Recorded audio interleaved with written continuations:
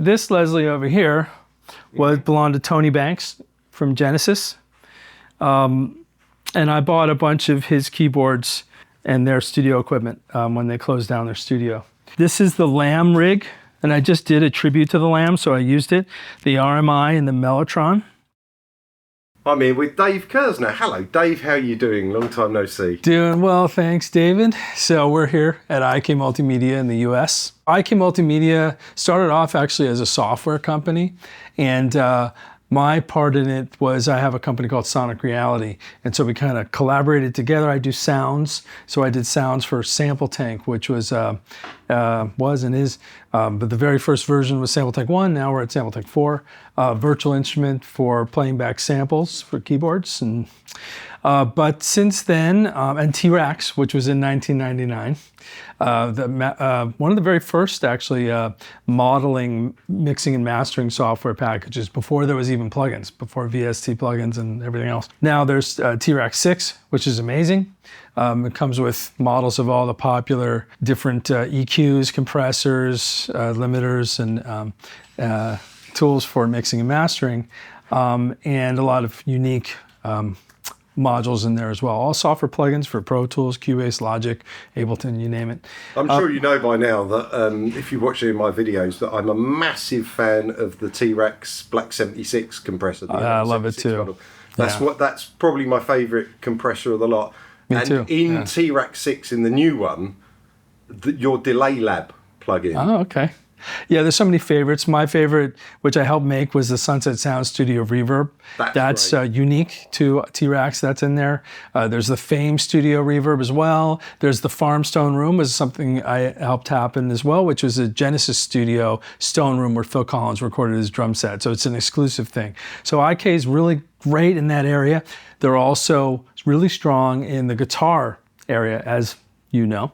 So Amplitube, which you've done many great videos for on your channel. And now there's TONEX, which is a amp modeling, a different type of modeling where you kind of, we call it tone modeling, but it's similar to profiling. It's capturing the sound and creating a model after the different technologies, similar to IRs, but more advanced than that. Anyway, so we're in this room, and I can just tell you about a few other products. So IK makes hardware products as well. We do the iLoud range, which is very popular. I'll tell you more about that in the studio because there's some new ones that are really cool. Yeah, these are MTMs. I'm going to show you more of the range, but we have the iLoud micro monitors. We've got the MTMs. We have the iLoud Precisions, which I'll show you. And then since we're here, I'll show you. I mean, there's this range. We sell a lot of accessories for iPhone and iPad. So we have these stands, the iClip, which is very popular. A lot of bands use them on stage because it clips onto a mic stand and you can put your iPad, it's very cool. iLine, all these different accessories. These are the AXIO interfaces. AXIO, because as an audio interface, it's geared more for guitar. It can record vocals and can do MIDI as keyboard, for keyboards and stuff. But for guitar, this I love because it's a rare thing to be able to have a DI that has variable impedance, which we call Z-tone, and it has a reamp out. So you can go out to your amp and then all the impedances are changed and everything. And then you have all these ins and outs and really good quality mic pre's. So that's the main AXIO, and then there's the AXIO Solo, there's the AXIO 1, lower cost and smaller. So these are great. These are this is more of the... There's the ARC Studio. Oh, yeah. Which I use 2 of those at home for my room correction over my 2 different sets of monitors. Right. And they are fantastic. I can testify to the fact that they're fantastic.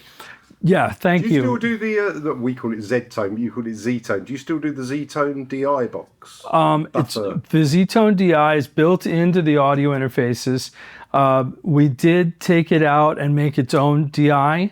I believe it has been discontinued, so if you can get a hold of it. I've got one. Yeah, I have them too, and I have several, and it's like, so if you can still get it in a store, I would get it because it's fantastic. And the reason it's fantastic is because it's a way to record your guitar into a mic pre of your choice. So you can go into a Neve or you can go into any kind of really high quality mic pre, but you also have variable impedance.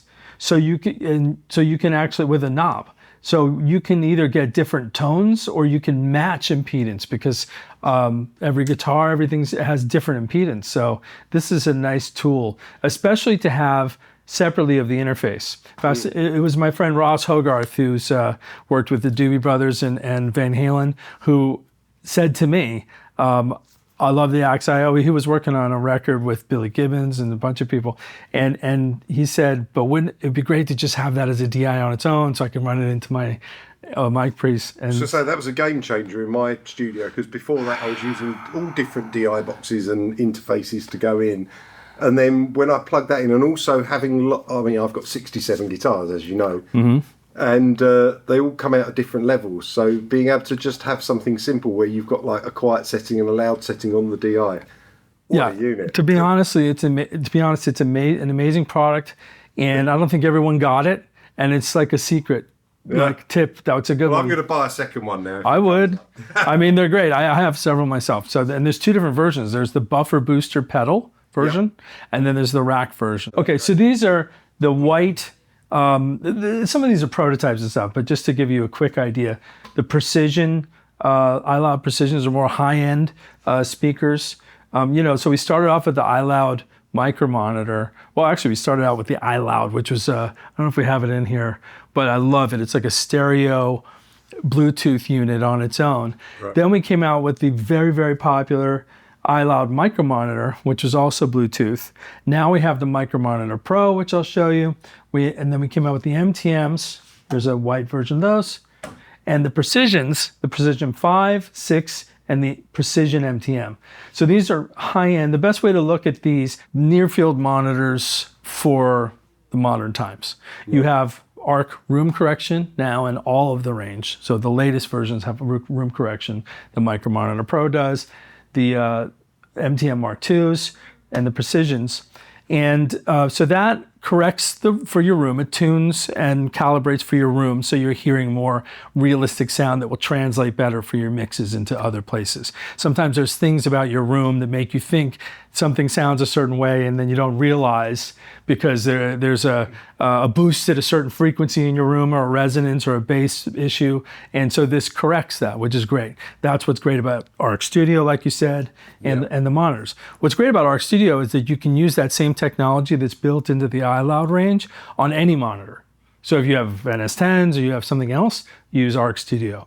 And then when you want to use these monitors, it has basically Arc Studio built in. Last time I saw Tom, he told me he was using a pair of, is it the iLoud MTMs or is it the Precisions? The interesting thing about Tom Lord-Alge is, he's a multi-Grammy winning producer engineer who, would use anything he wants. He has big Barefoots, he has NS10s, and he has the iLoud MTMs. But what he told me, now he has the Mark IIs, MTM Mark IIs, is that he spends 80% or more of his time mixing on the iLoud MTMs at low volume. Then he checks them on the NS10s because he knows the NS10s for years and years and years, and he checks them on the Barefoots just to hear it loud. But then he goes back to the iLoud MTMs at Mark IIs at a lower volume, so he doesn't get ear fatigue. See, last time we were playing in Austin, I was talking to him about them, and he said they were really good. He said, you've got to get a pair. So there's a recommendation for you, isn't it? Yeah, they're really good. But it's interesting to note how he uses them, because I think a lot of people think, if I could just afford Barefoots, and they're great, and they're like, 10 grand. But if you can afford them, you might think, I spent all this money, I'm going to listen to my mixes all the time on that. You can get ear fatigue, especially if you're listening to it the way you think you want to, which is loud. So to be able to check it on speakers like these ironically are like the poor man's Barefoot. I think them more or less because they can get loud and it's sort of in between. But even these, so like this is the size that Tom Lord-Alge mixes on most of the time. This. And then he checks it on bigger speakers. So that's an interesting thing to note. And also I find when it's lower volume, you can hear the differences. Like for instance, if you have it really low, you can hear if something disappears. And if you have it loud, it's harder to tell. So this you're not even supposed to see, but it's a prototype for the TONEX cab. So We didn't see that. Look at this. Yeah, we didn't see that. This, you know, these are gone, but they were a cute little practice amp idea, the iRig micro amp. But this is the TONEX pedal and the TONEX One, and these are hot. They're one of our best performing products. People love them because they are, as you know, amp modeling in a pedal. So, you know, think of things like well, I won't name the names but you know, popular profiling amps or things like that. But instead of being $2,000, it's, you know, in the $400 range, or even less in TONEX One. So TONEX One is the same as TONEX, except for you have 3 models in here, and you don't have the readout, and it's slimmed down. But this can be 3 amps. It can also be distortion boxes, fuzzes. And then we sell models, and you can do your own. So that's what's cool about it. You get the TONEX software. Can you do your own with that TONEX pedal there? Can you actually do the capturing of the profiling of your sound with that? Yeah, well, you don't do it necessarily with the pedal itself. You do it in software, and that's one of the reasons why it's less money. So some of the I guess I can name like the Kemper Profiler or whatever. They have kind of like a little computer built inside, and that's expensive. So it's like, well, don't we all own computers? So why spend money for a proprietary computer when it can just be in software? So that's really the key to this system, is like, we not only do we have the modeling software, but we give you a plugin that you can literally use this as a plugin in Pro Tools, Cubase, Logic, whatever, and you actually have like the same thing that's in the pedal in software, but then you also have the capture software. So to answer your question, you use your audio interface, which is better quality, and it's whatever quality you have. If you have a Apogee Symphony or something really expensive, you know, it's higher quality. Or you can use the AXIO, it's obviously less money. If I profile my amps at home, then effectively I'm not just profiling the amp and the mic, I'm also profiling my SSL interface or my need preamp or whatever. Yeah, the way to look at it is kind of like this. It's like an audio snapshot of that setting and the chain. So whatever that resulting sound is, but it's not static. It gives you the full dynamics of that setup as well, because of the way we do this AI machine learning that we proprietary, our own system or whatever. So that's why I said it's more than just IRs. It's like, it's a learning system that creates a model. And that model is based on that snapshot. Now, if you go, well, but I like a different setting, then you do another tone model for that setting on the amp. Or if you wanted to run through a different preamp or anything else. But it's great for capturing a sound and having it forever. It's great, obviously, for taking studio sounds out on the road. You know, you don't want to take some expensive amp out on the road, you just do a tone model. And I've talked to guitar players who had like 3 distortion pedals and it was too big for their pedal board, or like, let's say for certain gigs or just always. And it's amazing, like this person took all 3 big pedals and put them all in here. Because you can do that. This is up here, by the way, is the original iLoud. That's what I'm telling you. I love them. But I don't think we have those anymore either. But they were fantastic. I'm trying to get them made again because they're just so cool. Now these 2 were discontinued, but here's a little discontinued area. So there's my favorite. Yeah, this is a baby. I mean, I don't even know if you can find them anymore. Maybe used, or I don't know. But I don't think people fully understand how amazing it is. But when you do, it's a must-have, in my opinion. It's just for recording guitar and bass. No, it is really useful and versatile. Well, you never know. Off the back of this video, there might be a surge, and you might have to bring them back. I hope so. But I was disappointed myself because it was, you know, partially my idea and Ross, and we were just like, well, you know, but it's a unique product. Because it's like, it's not just a DI like people think of, like a Countryman or like like something you have on stage to get to this. Like, well, no, or they think like a Ready, like a tube DI and all that stuff. And it's like, yeah, those are great too. But if you just want like a inexpensive, because I think these were like $150. Yeah. You know, $200, and functional DI. And this one, of course, is a buffer booster as well. And you can choose between whether you have an active or passive guitar as well. And then you can choose between this JFET or a less colored. Yeah. So, I mean, pure it's called. Plus, the other cool thing about this, I mean, we're sitting here talking about this like it's like they're discontinued, but you could send a link out and actually go do a DI and go to your amp at the same time. One little bonus. Exactly. Very handy.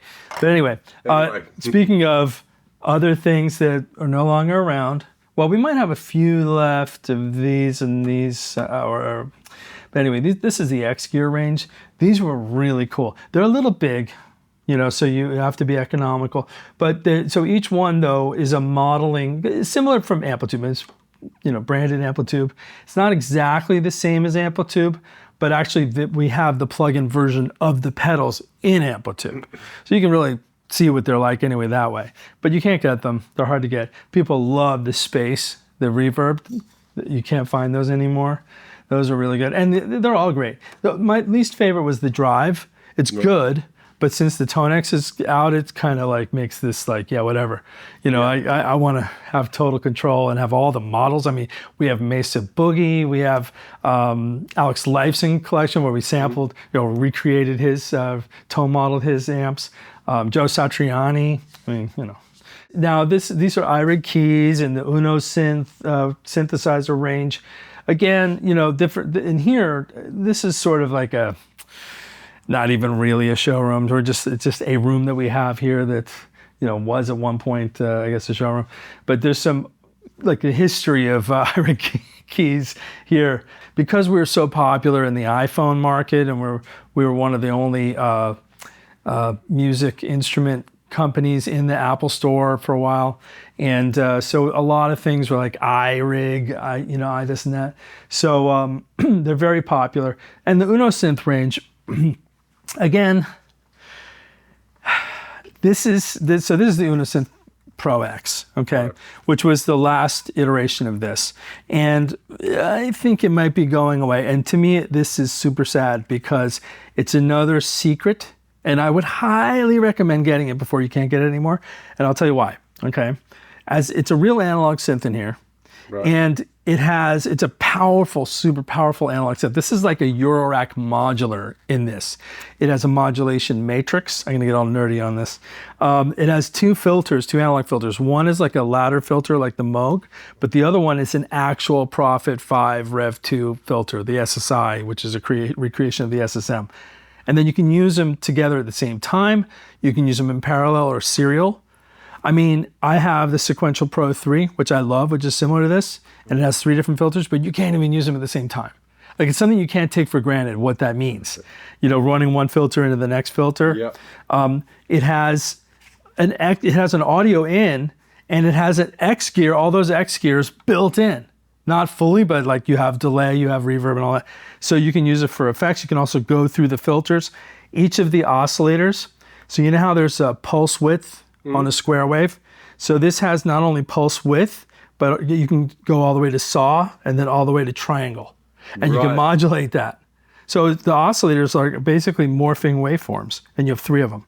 So, and you can use it polyphonically, paraphonically it's called, or monophonically. So there's something similar actually in the new filter plugin that's built into T-Rex 6. They got the new filter. Oh, You've got but that's digital. Goes between square to but similar kind of principle. Yeah. I mean, the engineers at IK, who are, by the way, mostly in Italy. Yeah. That's where the headquarters is for IK. It's in Modena, which is where they make the Ferrari and balsamic vinegar. It started here with this. It started here with the original Uno synth, and which was great. People love it. It was like $200 with an analog filter. This is like a Moog style filter, and then it went to this, which I didn't personally like the look of. It's a little bit sort of Mickey Mouse. But then there's a black version of this that's all black and it looks really cool. And then there's this, which is like my baby. But it's like, again, it's so cool, and I don't know if everyone gets it, and I don't think they're going to make any more. It's not official that I'm saying that, but I'm giving you a little hint. Get this. Go out and buy them and have a surge in sales so they make more of it. It's not going to happen. I don't think, maybe, but I think they're done with that. But great product. Now, these are things that I'm very interested in. Well, these are extremely popular. The first one being the iRig. I don't know if we have the original here. Well, yeah, we do. Okay, so this guy. Yeah. All right.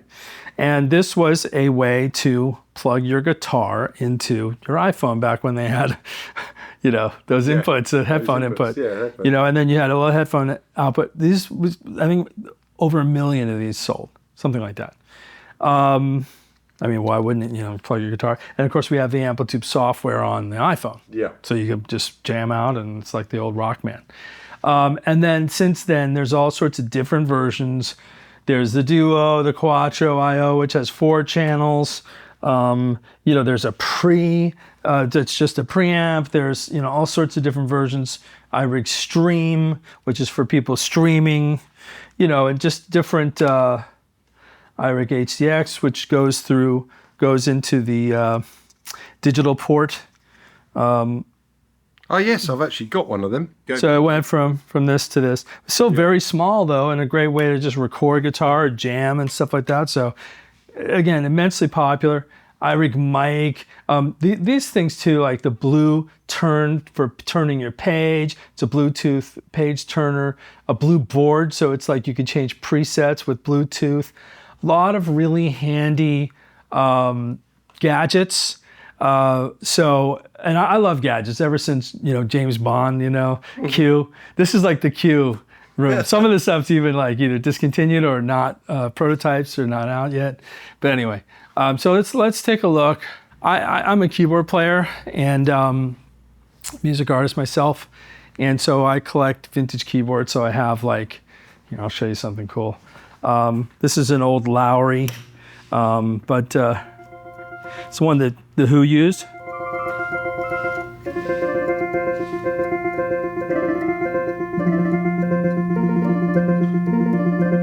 So that's called a TB01, and this is the one. This is an LS01 that the Beatles used on "Lucy in the Sky with Diamonds." Do not touch. This is a old Fender Rhodes.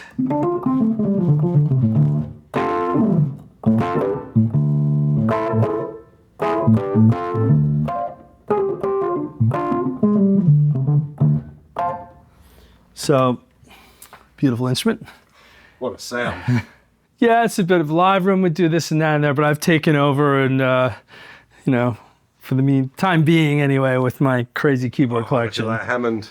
Yeah, I have an old C3 with Leslie. Love a C3 and a 147. And then these guys, this is a cool, speaking of the Who, so Eminence front, this is an E70.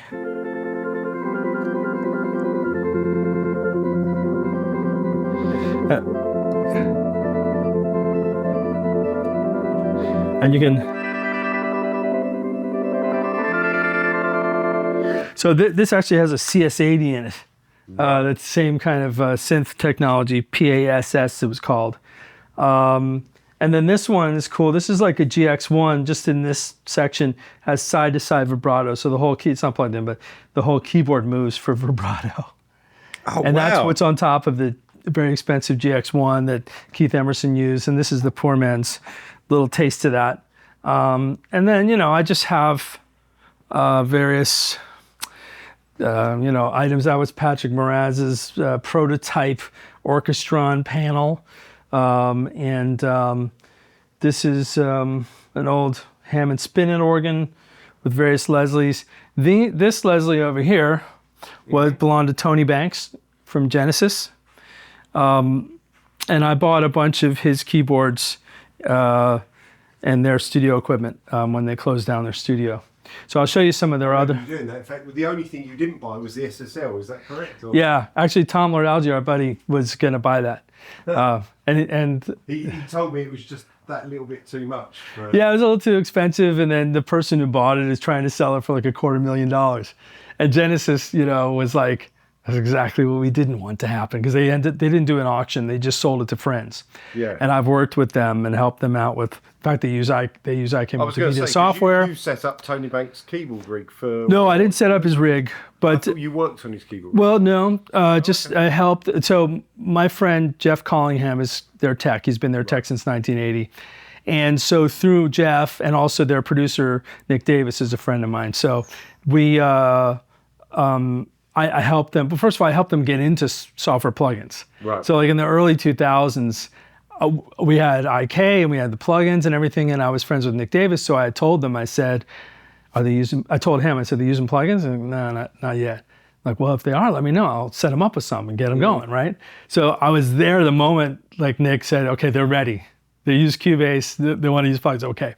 Tony wants to use Sampletank, have him try this. Mike, Amplitube, this and that or whatever. So they always, I think, had like a soft spot for me because they're like, oh yeah, the guy from IK who kind of got us going on that stuff, I think.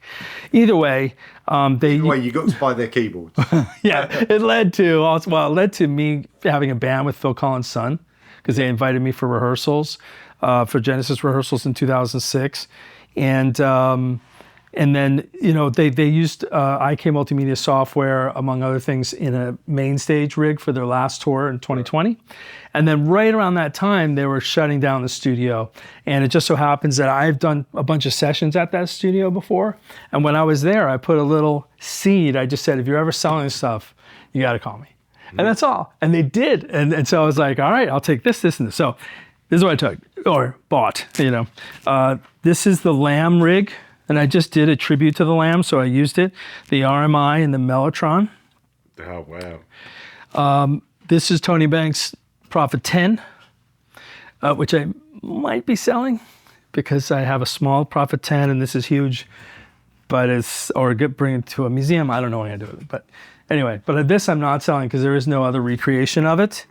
And it's just, you know, so Tony Banks' ARP Quadra. And it's, yeah. These what other was done on that? Abacab, and you know a little bit of Duke, Abacab, and the Mama album. And I mean, post Gabriel. Yeah, all post Gabriel. Duke is my favourite. Oh yeah.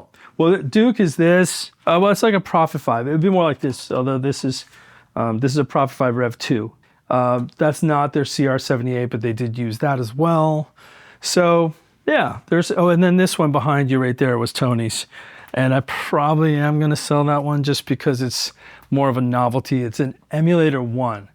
And I bought this one just because it looks so cool. It just looks cool. And it does sound cool too. It's very gritty, very simple sampler, 8-bit or whatever, with like real floppies.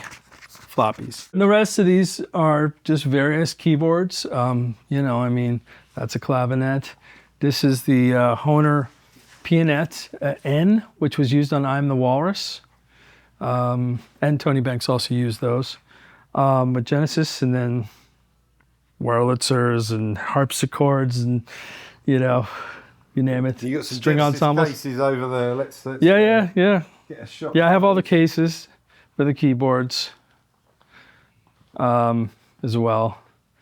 And the Mellotron, and yeah, as you know, we just did a video with you, which was fantastic. So that's where we were filming. Yeah, loved it. Thank you for doing that. And so we just set this up basically. So we have the TONEX pedal, TONEX software, and we have TONEX 1 and various versions of the TONEX 1, such as the Satriani edition. We just came out with the Brown Sound, which is like a Van Halen, and there's 3 different ones for those amps, which are great. And some more coming, but we just did the signed Alex Lifeson white edition with reverb, sold out in a day. Yeah. Like 250 of them or whatever it was.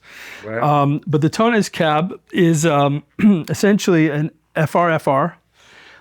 So it's a reference mono cab that gives you full range. But what's cool about it is it's not just like a monitor, it's designed for guitar. There's a Celestion in there and a tweeter. And so it gives you kind of like the best of both worlds in terms of you get a full range, but you get a bit of a guitar driving sound, but more of a clean sound so that you can run, let's say a TONEX pedal or anything, doesn't matter. It can be used with anything going into it. And obviously you can have 2 for stereo positioned, and you can kind of use it. You know, it has, as you can see, it has this thing in the back there, so you can use it almost like a wedge monitor. Right. You know, very practical. A lot of guitar players. I was playing through it earlier, and it sounded great. It sounded really like, you know, like you're using some old valve guitar amp, which is what you want. They're small, they're light, they're good price. Pat Metheny loves them. A whole bunch of guitar players are getting into them. Those are new. And of course, we created a wall here, which we did for the NAMM show, and just kind of fun, No, it obviously. was good. It was a nice little visual set to film in front of, wasn't it? I mean, there's various places I could show you the studio. Maybe we'll sit down and talk there. We'll do a separate video in the studio next where we'll geek out about audio gear and stuff that's not necessarily just IK. But thanks for inviting me down. It was great to do some videos with you. I'll link to them in the description of this, and it's nice to see the place. My pleasure.